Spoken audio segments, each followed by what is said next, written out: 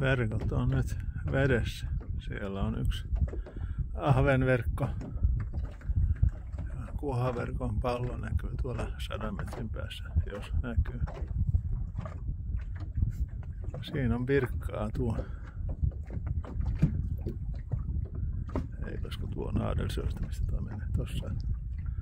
Tuossa on sitten Birkan saari.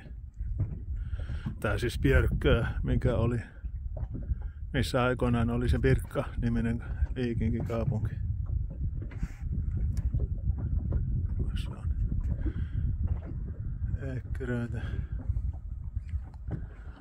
Tuon edessä olevaa Lahteen menen vissiin yöksi ankkuriin.